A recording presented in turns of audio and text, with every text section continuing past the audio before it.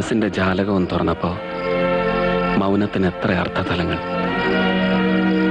ഇനി ഞാൻ കാത്തിരിക്കും ഉത്തരയുടെ പുതിയ കവിതകൾക്കായി. എഴുതണം ഇനി.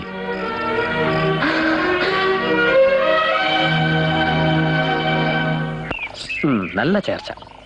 ഏന് വേണ്ട, ഇതൊക്കെ ഇട്ടുണ്ട് ഞാൻ വരില്ല എങ്ങോട്ടായാലും. അത് ശരി.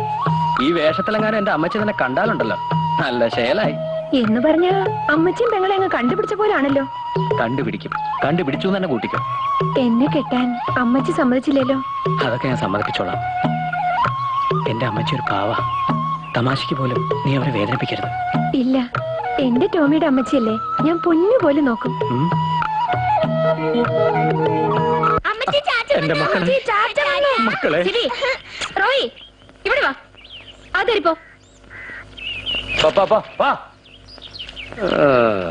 കുഞ്ഞോമാച്ചേ, കുട്ടികൾക്ക് അവരുടെ ചാച്ചൻ വേണം. പാപ്പച്ചിക്ക് നിങ്ങളെല്ലാരെയും. കഴിഞ്ഞതെല്ലാം മറന്ന് നന്നായാൽ അവന് കൊള്ളാം. എടാ, ഇനി ഇങ്ങനെ വല്ലതും ഞാൻ കേട്ടാൽ ഇല്ല ഇല്ല അപ്പച്ച ക്ഷമിക്കാം. മതി മതി മതി മതി. അവന്റെ കോലുപിടുത്തം.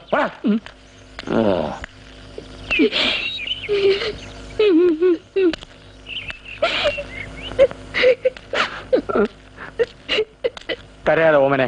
അല്ല എന്റെ ഓമനെ അമ്മണി, നിന്നാണ് എന്നാണ്. ഞാൻ ഇനി ഒരടിവാരത്തേക്കും പോവില്ല. നിന്റെ ശരീരം ഒരുപാട് ക്ഷീണിച്ചല്ലോടി.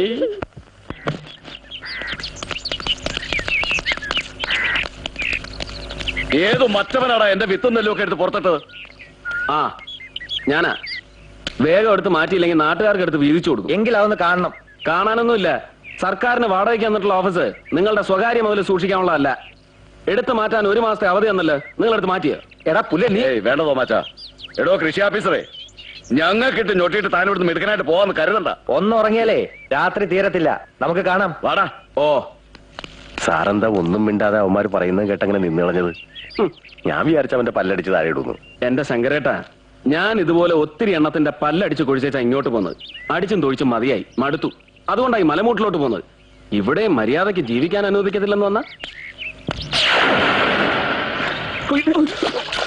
എന്താ തല്ലാന മറ്റാണോ? ശിവേട്ടൻ എന്തിനാ വെറുതെ തൊമ്മിച്ചോടും മക്കളുടെ ഒക്കെ വർത്തമാനത്തിന് പോയത്? ഒരു ജാതി മനുഷ്യന്മാരാ അവരൊക്കെ. എന്താ എന്താ എന്താ വിളിച്ചത്? ശിവേട്ടാന്ന്. ശിവേട്ടനൊക്കെ നായന്മാരല്ലേ, ഞാനും നായരാ. എന്നെ കണ്ട കടിച്ചു കയറാൻ വരുന്ന താനെന്താ ഒരു സോപ്പിടിയിലുമായിട്ട്? പുതിയ പരിപാടിയെല്ലാം ഒപ്പിച്ചു വെച്ചിട്ടുണ്ടാ? എന്നും ഇങ്ങനെ കടിച്ചിറങ്ങുന്ന ശരിയാവോ?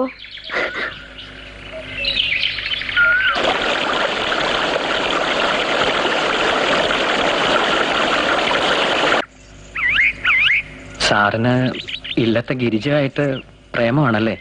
എന്താ പറഞ്ഞത്? ഞാൻ പറഞ്ഞല്ല, താളുവാ.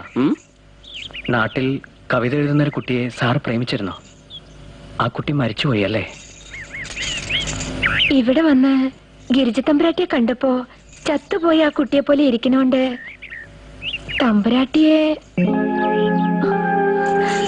ഗിരിജയും കവിത എഴുതാൻ തുടങ്ങിയിട്ടുണ്ട്.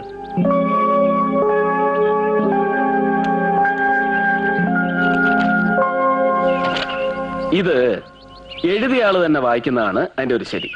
വായിച്ചു, ധൈര്യമായിട്ട് വായിച്ചു. ഒന്നാം കൊമ്പത്ത് വന്നിരുന്നൊരു പുന്നാരക്കിളി ചോദിച്ചു, കൂട്ടിനീലങ്കിളി ചെങ്ങാലിപ്പങ്കിളി കൂടുമിട്ടിങ്ങോട്ട് പോരാ. നിർത്ത്. ഈ കവിത ഗിരിജ തന്നെ എഴുതിയാണ് ഒറ്റയ്ക്ക്. ഗിരിജയ്ക്ക് വയലാർ രാമവർമ്മ എന്നൊരു പേര് കൂടിയുണ്ടോ? ഈ കവിത ഗിരിജയുടെ പ്രായത്തിൽ ഞാൻ കാണാപ്പാടം പഠിച്ചിട്ടുണ്ട്. നാട്ടിൽ എനിക്കൊരു സ്റ്റുഡന്റ് ഉണ്ടായിരുന്നു, മായ. ഇവിടെ വന്ന് ഗിരിജയുടെ കുസൃതിയും കുറുമ്പൊക്കെ കണ്ടപ്പോ ആ മായ തന്നെയാണെന്ന് ഓർത്തുപോയി. അങ്ങനെ ഞാൻ മായയെ സ്നേഹിക്കുന്നത് പോലെ തന്നെ ഗിരിജയെ സ്നേഹിക്കാൻ തുടങ്ങി. മായ എനിക്ക് എന്റെ അനുജത്തിയായിരുന്നു. ഗിരിജയും എനിക്ക് എന്റെ അനിയത്തിയായി കണ്ടൂടെ?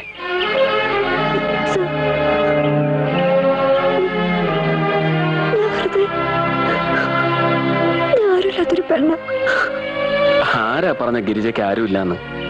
ഉത്തരയിടത്തി, രാധയിടത്തി, വലിയ മാമ, പിന്നിപ്പോ ഏട്ടനായിട്ട് ഞാനും.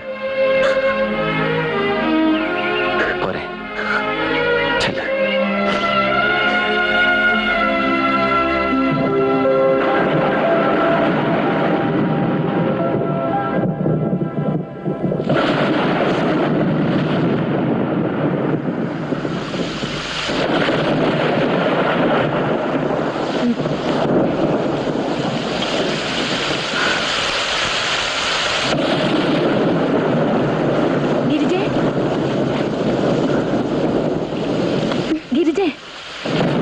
നനയണു. കാലത്തെടുക്കാൻ എടുത്തി. നീ അവിടെ കിടന്നോ, ഞാൻ എന്റെ തുണി മാത്രമേ എടുക്കൂ.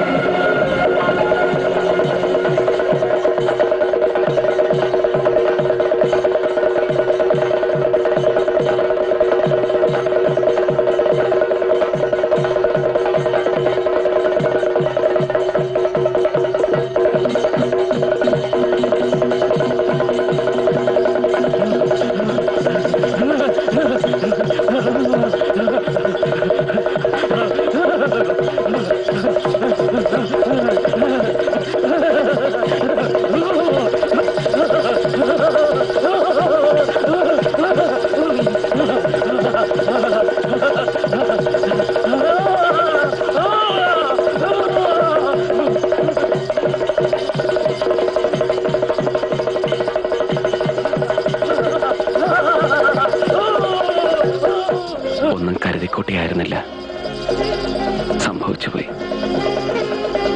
ഇന്നലെ പറയാൻ മറന്നുപോയ ഒരു കാര്യം, എനിക്ക് ഉത്തരേ വേണം.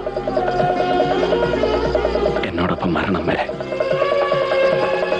ഒരു താഴ്ന്ന ജാതിക്കാരന്റെ ഭാര്യയാവാൻ മടിയില്ലെങ്കിൽ ഒരുങ്ങിക്കോളൂ. വലിയ ആർഭാടമൊന്നുമില്ലാത്ത ഒരു താലികെട്ടിന്.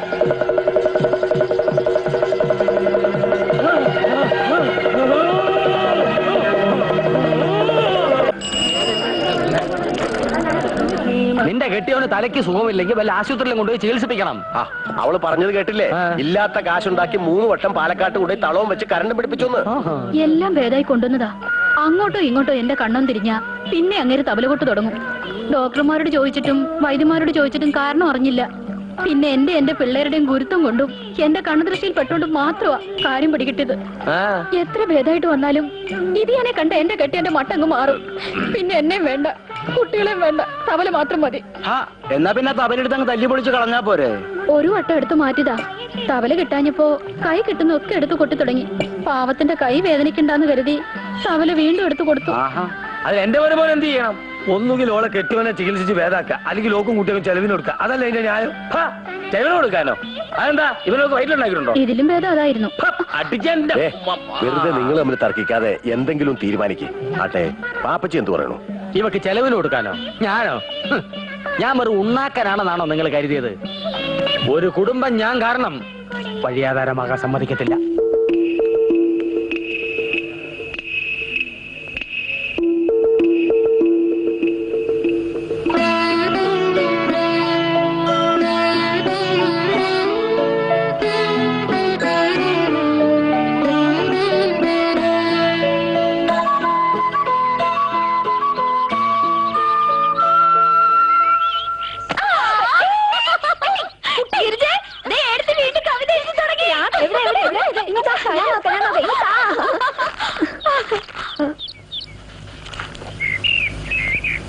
അനുഭൂതി തഴുകി ആദ്യവർഷമേഘം.